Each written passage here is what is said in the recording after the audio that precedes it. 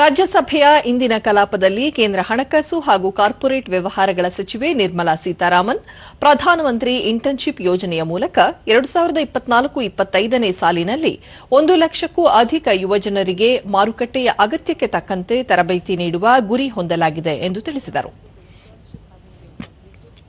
ಪ್ರಶ್ನೋತ್ತರ ಅವಧಿಯಲ್ಲಿ ಅವರು ಉದ್ಯೋಗಾಸಕ್ತರಲ್ಲಿ ಅನೇಕರು ಮಾರುಕಟ್ಟೆಯ ಅಗತ್ಯಕ್ಕೆ ತಕ್ಕ ಕೌಶಲ್ಯಗಳನ್ನು ಹೊಂದಿರುವುದಿಲ್ಲ. ಈ ಕೊರತೆ ನಿವಾರಣೆಗೆ ವಿವಿಧ ಕಂಪನಿಗಳ ಸಹಯೋಗದಲ್ಲಿ ಯೋಜನೆ ಆರಂಭಿಸಲಾಗಿದ್ದು, ಉದ್ಯಮಕ್ಕೆ ಯುವಜನರನ್ನು ಸಿದ್ದಪಡಿಸುವುದು ಯೋಜನೆಯ ಮೂಲ ಉದ್ದೇಶವಾಗಿದೆ. ಇದರಡಿ ಪರಿಶಿಷ್ಟ ಜಾತಿ, ಪರಿಶಿಷ್ಟ ವರ್ಗ ಹಾಗೂ ಇತರೆ ಹಿಂದುಳಿದ ವರ್ಗದ ಅಭ್ಯರ್ಥಿಗಳಿಗೆ ಸಂವಿಧಾನಾತ್ಮಕವಾಗಿ ಸ್ಥಾನ ನೀಡಲಾಗುವುದು ಎಂದು ತಿಳಿಸಿದರು.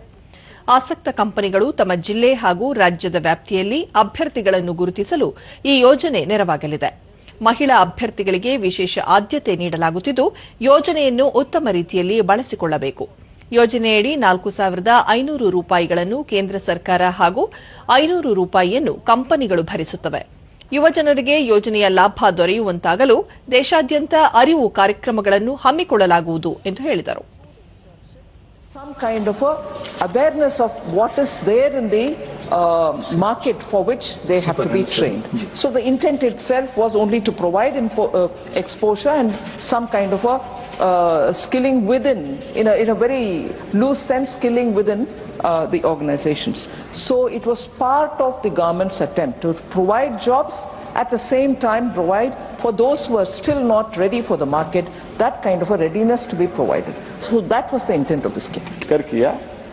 उसके अनुसार 18 ಗ್ರಾಹಕ ವ್ಯವಹಾರಗಳು, ಆಹಾರ ಮತ್ತು ಪಡಿತರ ವಿತರಣೆ ಸಚಿವ ಪ್ರಹ್ಲಾದ್ ಜೋಶಿ ಕನಿಷ್ಠ ಬೆಂಬಲ ಬೆಲೆ ಯೋಜನೆಯಡಿ ರೈತರಿಂದ ಖರೀದಿ ಮಾಡಿದ ಉತ್ಪನ್ನಗಳಿಗೆ 48 ಗಂಟೆಗಳಲ್ಲಿ ನಿಗದಿತ ದರವನ್ನು ನೇರವಾಗಿ ರೈತರ ಖಾತೆಗಳಿಗೆ ಜಮೆ ಮಾಡಲಾಗುತ್ತಿದೆ. ನೇರ ವರ್ಗಾವಣೆ ಬಗ್ಗೆ ರಾಜ್ಯ ಸರ್ಕಾರಗಳಿಗೆ ನಿರ್ದೇಶನ ನೀಡಲಾಗುತ್ತಿದ್ದು, ಮಧ್ಯವರ್ತಿಗಳ ಹಾವಳಿ ಇಲ್ಲದೆ ನೇರವಾಗಿ ರೈತರ ಖಾತೆಗೆ ಜಮೆಯಾಗುತ್ತಿದೆ. ಇದರಿಂದ ಭ್ರಷ್ಟಾಚಾರ ನಿಗ್ರಹ ಸಾಧ್ಯವಾಗಿದೆ ಎಂದು ತಿಳಿಸಿದರು. ಕನಿಷ್ಠ ಬೆಂಬಲ ಬೆಲೆಯ ದರಗಳನ್ನು ಗಮನಾರ್ಹವಾಗಿ ಹೆಚ್ಚಳ ಮಾಡಿರುವ ಹಿನ್ನೆಲೆಯಲ್ಲಿ ಧಾನ್ಯಗಳು ಮತ್ತು ಗೋಧಿಯ ಖರೀದಿ ಪ್ರಮಾಣ ಹೆಚ್ಚಾಗಿದೆ. ಈ ಹಿನ್ನೆಲೆಯಲ್ಲಿ ದಾಸ್ತಾನು ಸಾಮರ್ಥ್ಯ ಹೆಚ್ಚಿಸುವ ನಿಟ್ಟಿನಲ್ಲಿ ಕ್ರಮ ಕೈಗೊಳ್ಳಲಾಗಿದ್ದು, ವಿವಿಧ ರಾಜ್ಯಗಳ ಸರ್ಕಾರಗಳೊಂದಿಗೆ ಚರ್ಚೆ ನಡೆಸಲಾಗುತ್ತಿದೆ ಎಂದು ತಿಳಿಸಿದರು. अकाउंट में पैसा भेजते हैं हम स्टेट गवर्नमेंट के भी, जब जहां हम नॉन डीसीपी स्टेट है वह तो डायरेक्टली हम स्टेट गवर्नमेंट को ही देते हैं. नॉन डीसीपी स्टेट में एफसीआई को देते हैं, एफसीआई इंटर स्टेट को ही देते हैं.